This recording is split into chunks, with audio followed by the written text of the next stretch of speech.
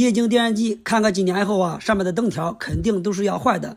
如果自己换的话，能轻松省下几百块钱的维修费。其实这个成本很便宜啊，一般都是30、50，很便宜。我们看这台电视机，先给它开机以后呢，先看一下它的症状。开机之后，听到开机声音，但是呢，屏幕是黑的，没有任何亮光。这个时候呢，我们可以用手电筒照一下电视机的屏幕，如果可以看到图像或者是有什么字的话，就说明电视机大部分都是它的背光灯条坏了。我们呢给它拆开，给大家分享一下如何自己更换电视机的灯条。拆开后壳以后，仔细看一下，上面有2条线是连接到电视机这个里面的，说明这2条线就是接灯条的线。再看一下这个插座这边旁边是有个电容的，如果上面这个电容没有鼓包没有漏液，就可以大概判断100%一般都是上面的灯条坏掉了。我们更换灯条的时候呢，需要的工具不需要一些特殊工具啊，其实用一把螺丝刀就可以更换上面的灯条。换灯条的时候呢，我们首先要把电视机的屏幕先给它拆下来。拆屏幕之前，先把这些配件、喇叭这些东西呢，给它先拿下来，还有上面这个盖板也拿掉。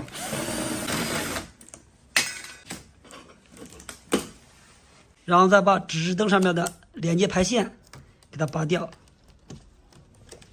就成这样之后，然后还有这个液晶显示屏的排线也给它拔掉。接下来把上面这个胶带给它撕开，把电视机给它先反过来，把电视侧面这些小螺丝都给它拆掉，这样呢，电视机这个边框就可以把它拿掉了。这个呢就是电视机的屏幕，现在就可以拆它了。但是呢，在拆它之前，首先呢，先把上面这边条给它处理一下，找一个硬点的纸片，然后呢，把这个给它先拿起来，就这样粘一下，先把上面的边条给它支起来，然后呢就可以拆屏幕了。在拆的时候呢，先把屏幕扣起来，在这儿呢一定稍微动作慢一点，这样就可以拿掉了。下一步呢，把屏幕上面这个支架给它拆掉，这上面都是卡扣，给它撬开就可以。把支架拿下来以后，然后下边呢就是导光板，把导光板再给它拆下来。先把上面这个屏幕上面这个小支架给它拆下来，把反光纸拿掉以后，下边就是灯条了。电视上面的灯条它都是插头的设计，不需要用电烙铁。拆的时候呢，你看就是摁住这边往下面一拔，这边的插头就可以把它拔掉了。这边也是一样，拔掉了以后，按住往下按住往下拔，拔下来以后，然后呢，把这个灯条旧灯条给它拆下来，然后把新灯条给它安装上。记不住顺序的朋友可以拆一条装一条，这样的话顺序不会搞错。把上面的线给它再插回去。换好灯条后呢，我们先把电视机打开，没有屏幕也可以开机的。开机后，先看一下这些灯条有没有问题，如果完全都没有问题的情况下，我们再安装屏幕。电源板连接灯条这个连接线旁边是有灯条的线流保护电阻的，你看这2个是一模一样的，任意给它拆一个。拆一个之后呢，这个灯条会更加耐用，会有效的延长灯条的使用寿命。好，拆下来以后，然后呢，接下来把这些所有的配件再给它安装起来，就这么简单，电视机就修好了，只需要20块钱的成本，给它修好以后，报价400块钱，大家感觉这个收费怎么样？朋友们，大家好，今天修一台液晶电视机，客户说是不开机，我们开机看一下，这儿有红色的指示灯，我们开机。然后没有任何反应，我们拆开检查一下，看是什么问题。像电视机通上电以后，这个待机指示灯它亮的话，一般情况就是这个5伏这个电压一般都是正常的。量一下排线这儿，看它这个5伏电压是多少，5.05，这个电压是正常的。开机电压正常，按这个开机键没有任何反应，我们第一个怀疑就是这个触电开关它可能有问题。我们把这个拆开看一下，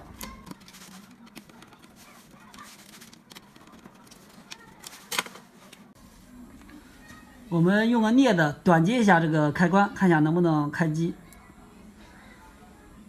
这个灯灭了，电视应该开机了，有声音了，这电视应该开机了。它的问题就是这个开关坏了。这种触电开关时间长以后，它内部氧化，然后就不能使用了。这种坏的是比较多的，我们把它拆下来，然后换一个。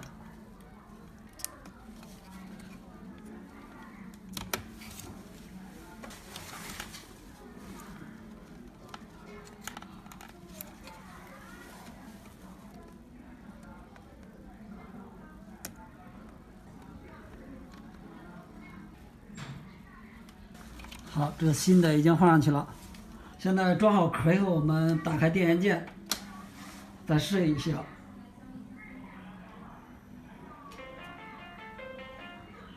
现在能正常开机。然后我们再试一下这个关机键，也可以正常关机。好了，这个电视机就已经修好了。问题非常简单，就是一个触电开关坏了。好了，朋友们，我们下期再见。在电器维修过程中，我们会遇到很多这样的电容，像这些电容，我们如何用弯表测量，还有怎么能快速的判断它的好坏，今天就给大家分享一下。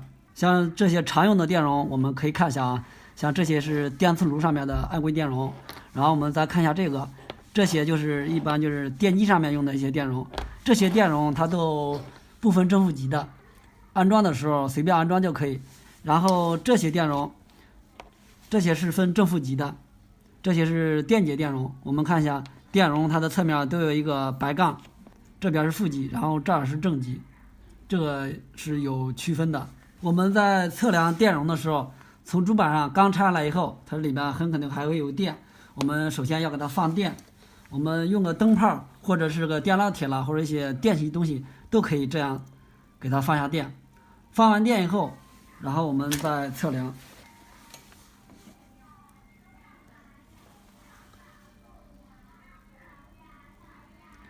这个是 0.249 M 方，这就是一个249微发的。我们看一下它的标注是多少。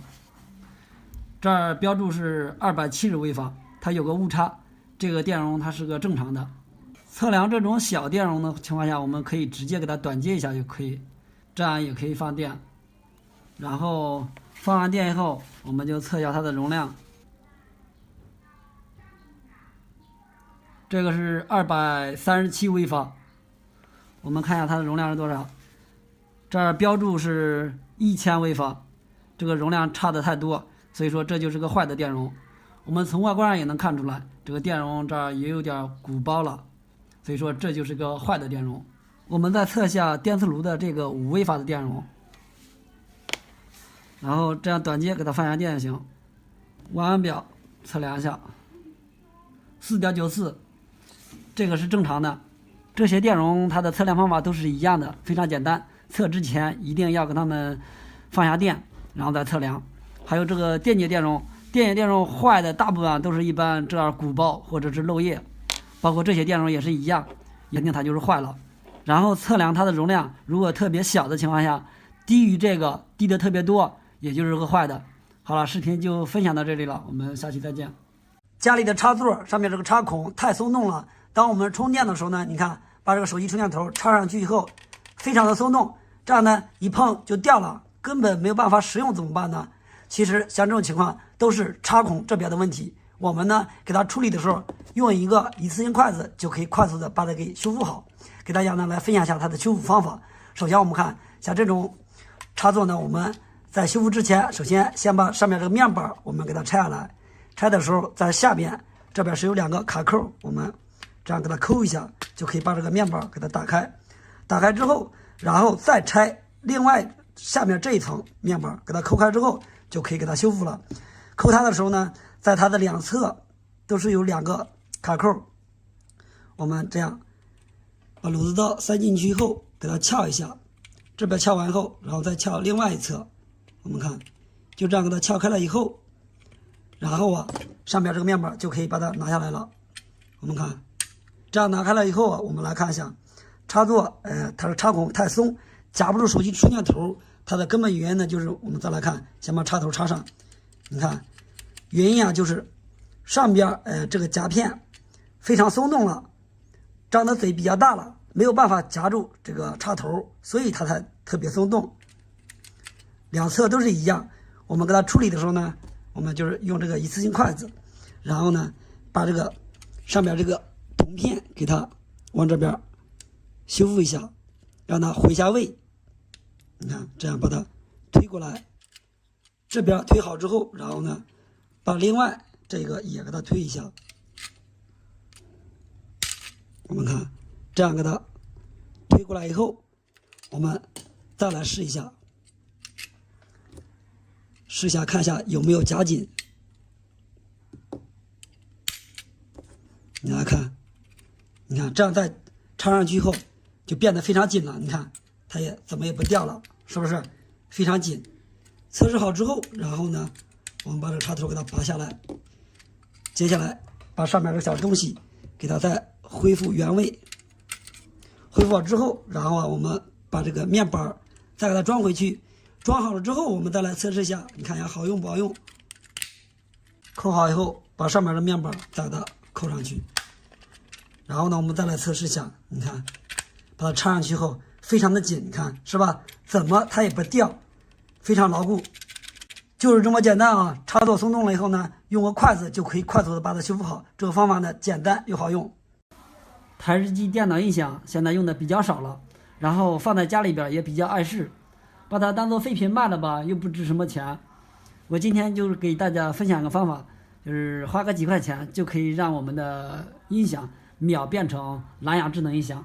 方法也特别简单，普通电脑音响连上这个小板以后，它就会变成蓝牙智能音响。这个是我前2天从网上买的，这是一个蓝牙5.0的，这个音质好听，然后传的数据也比较稳定，这是8块钱包邮。然后蓝牙4.1的，它更便宜一点，它可能就是6、7块钱包邮。我要的是5.0的。这个小板连接音箱是非常简单的，这个是音箱上面的3.5的音频线，我们把这个插在这个小板的这个位置，然后安卓手机的这个充电头，这个数据线，我们把它插在这个位置，就这样连接就可以了，非常非常简单，就2条线。然后我们把音箱电插上，还有这个手机的数据线，这个线也插上。插上以后，然后这个就开机了。然后我们打开手机，然后找到蓝牙，把蓝牙打开。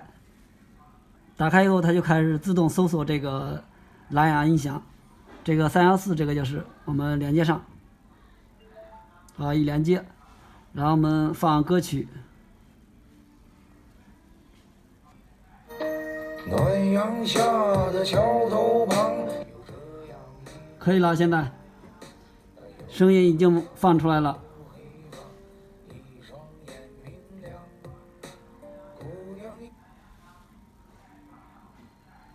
再切换一首歌曲，音量大小从这儿调，非常简单啊。这是2条线，一接就可以了。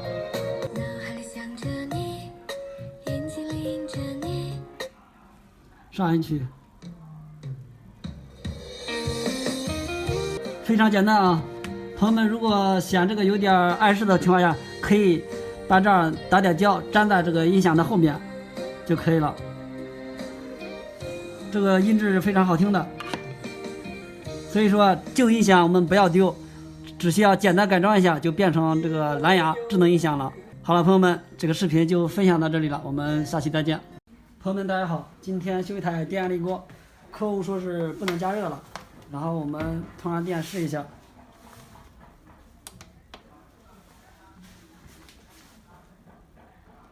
然后这个加热直灯不亮，直接是保压这个直灯是亮的。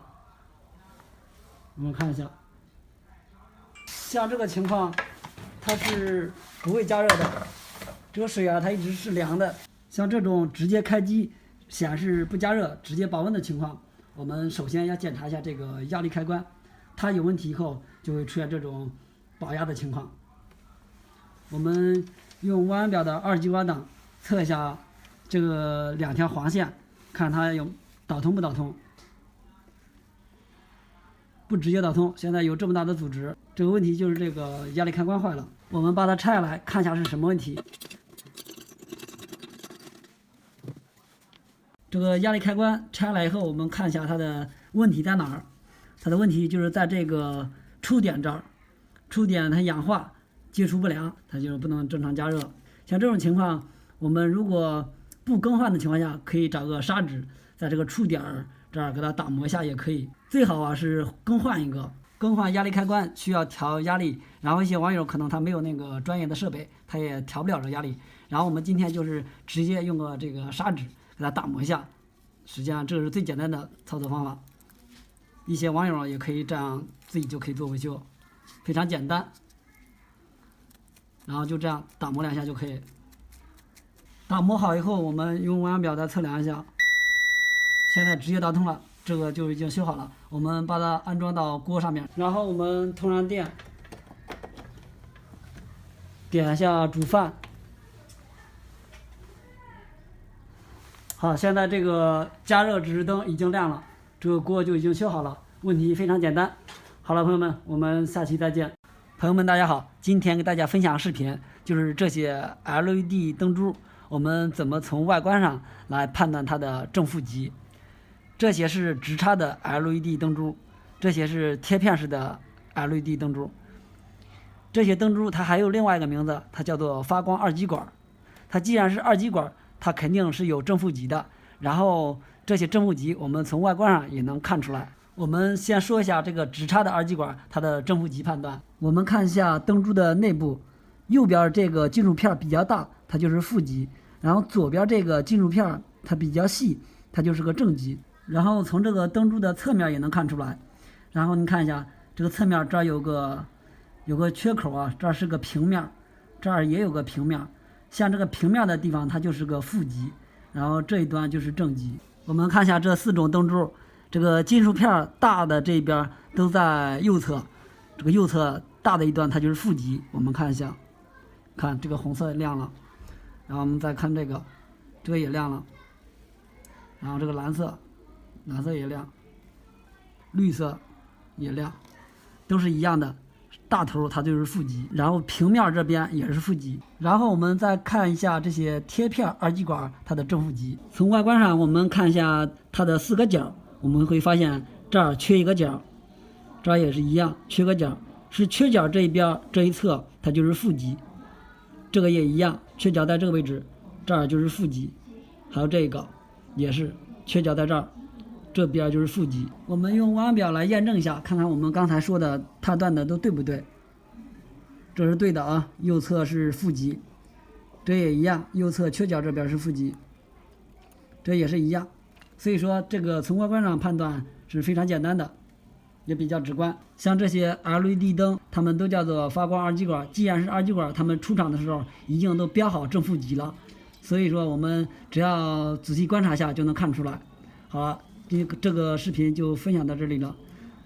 如果朋友有不同看法的话，可以在评论区留言。好了，我们下期再见。朋友们，大家好。像我们家里边的这些旧手机，实际上可以让它变成一个远程监控的。然后旧手机，像我这个黑色的，这个是旧的。然后我们下载个软件，下载软件以后，然后就可以把它放在家里边。然后我们出门带另外一部手机的话，就可以看到家里边的情况，比较方便。看这效果挺好是吧？我们先在这2部手机上同时都下载个软件，然后我们先下载这一部，打开应用商店，然后在里边搜索掌上看家。这部黑色手机是放在家里边的，我们下载这个蓝色这个图标掌上看家采集，把它安装上。正在安装，然后在这个手机上再下载一个，也是搜索掌上看家，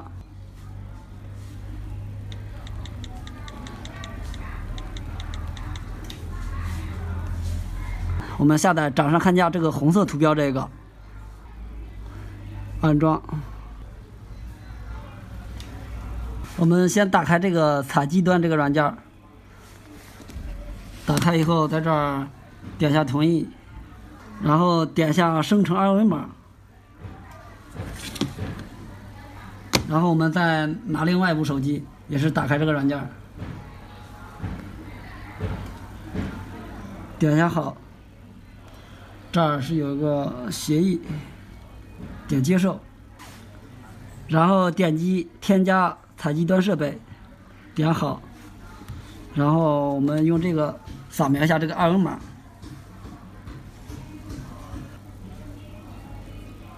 添加摄像头成功，然后我们打开摄像头看一下，已经出来了，好像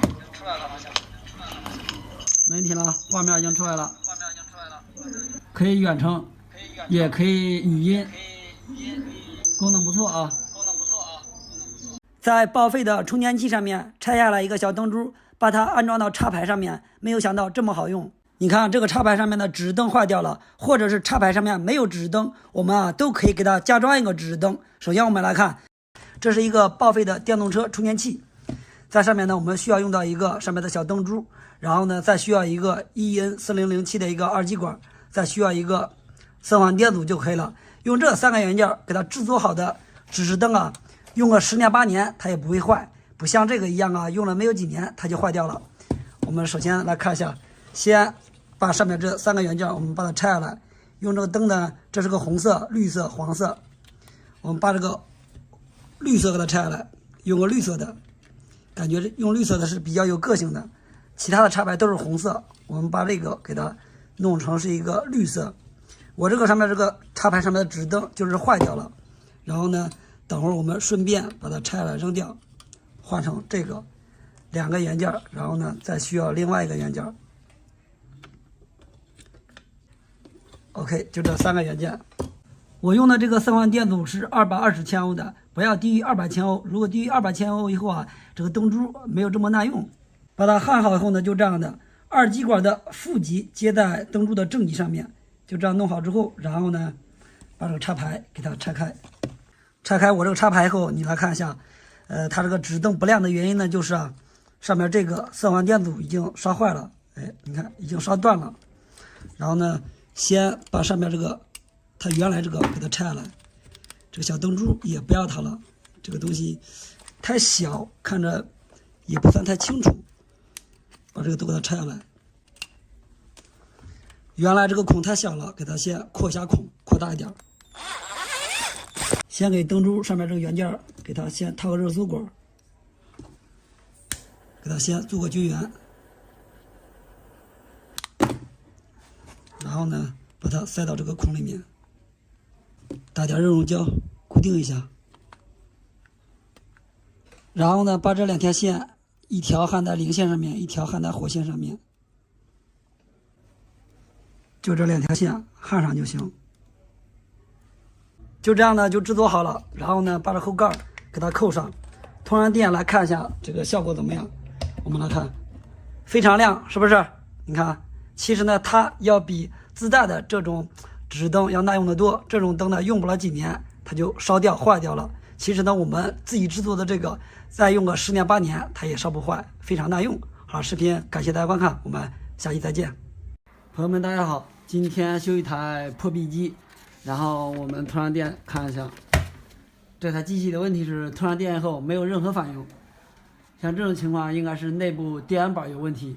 我们把它拆开检查一下。这个拆外壳的话也挺好拆的，把这4个胶皮给它都拿下来，拽下来以后，然后螺丝是在下边这个位置，这是一共是4颗螺丝。这一块是主板，然后这个是电机，然后这个是电源板。我们主要就检查这一块。我们看一下这个电源板，它这个元器件都在这一面，然后它的背面是没有东西，看着元件并不多。像这种不通电的情况，我们首先检查一下这个保险，用5A的二极管档，我们测一下保险。这保险已经烧断了。我们再看一下反面。这个进来以后，通过保险到这块儿，然后这儿经过一条，这是一个铁丝啊，铁丝到这边，然后下边连到这个，这是一个可控柜。一般可控柜坏了以后，它才会烧保险。看这个可控柜这2个角已经击穿了。现在把这个可控柜拆下来，我们用吸器先把这个多余的锡给它都吸下来，这样的话拆的比较方便。下来了。这是一个16安800伏的可控柜，然后我们再检查一下这4个整流二极管，看有没有烧坏。应该是没问题，4个整流二极管没问题。现在把这个可控柜我们换上，换上以后我们就可以试机了，应该就没问题了。然后我们把这个保险再给它换了。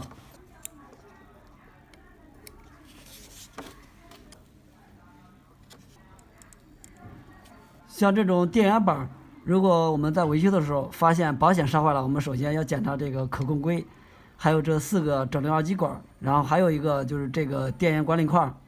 一般这些损坏以后，它会出现烧保险。刚才我看一下这个电源管理块，它也没有短路的。现在我把这些坏的元件2个已经换上去了，我们现在把装壳上试一下，应该就没问题了。我们现在通上电源。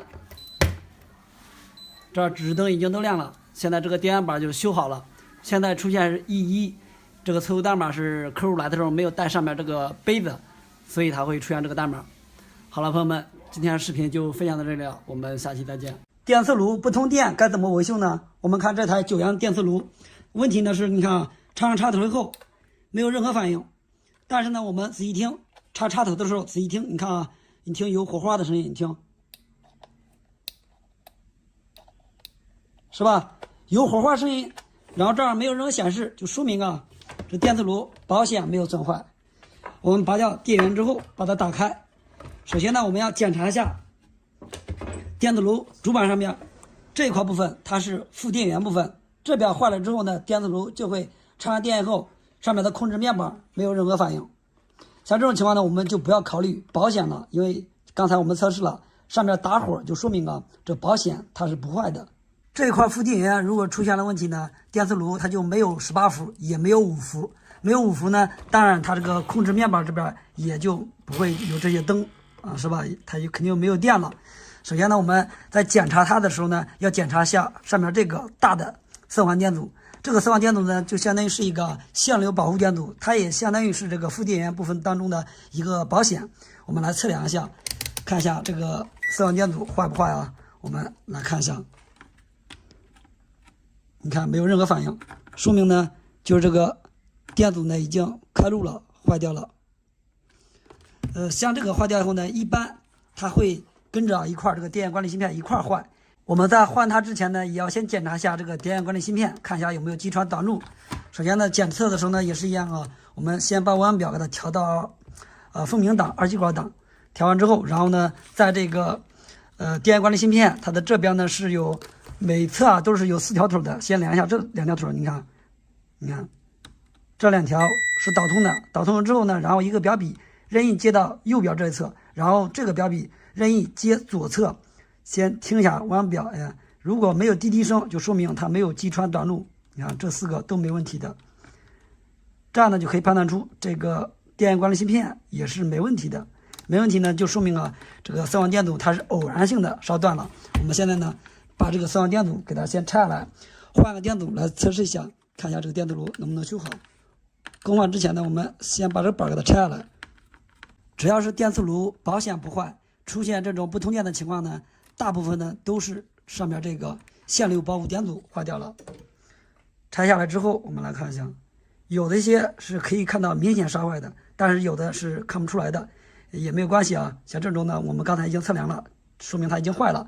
我们呢给它换一个22欧姆的4环电阻就行了。无论它原先是多大的，先不用理它，只要换个22欧姆的就可以。我们把这个给它换上去。换好了以后呢，我们把它给安装起来，然后把这个面板给它扣上。先不要安装螺丝，只是呢先把它扣上之后，先通电来看一下。我们听。滴的一声，然后上面指示灯已经亮了，是不是？就这么简单，一台电磁炉啊就修好了，只需要换一个这样的丝网电阻就可以了。好了，视频感谢大家观看。朋友们，大家好。前一段时间我发布了一个视频，这是一台联想一体机的电脑，这个屏幕坏了以后，我上次发布的是想下一期给大家录一个给它更换屏幕的视频，然后我想的是用个台式机电脑的屏幕，然后给它换在这个里面去。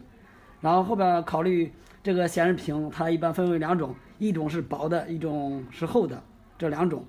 然后这个只能装薄的，厚的是装不进去的。然后我考虑是买显示屏，咱也不知道它那个屏是薄的还是厚的，买的时候也不可能人家让你拆开看一下是吧？然后考虑了一下，然后换那个屏的话，还得改驱动，还得改电源，比较麻烦。在我本来想要放弃的时候，我从网上查了下这个专用屏，它也非常便宜，这个屏就是200块钱。然后运费我走的是顺丰，30块钱。今天屏已经到了，我们拆开一下。然后这个包装也是包装的挺好啊，这是个专用包装。我们现在把这个快递打开，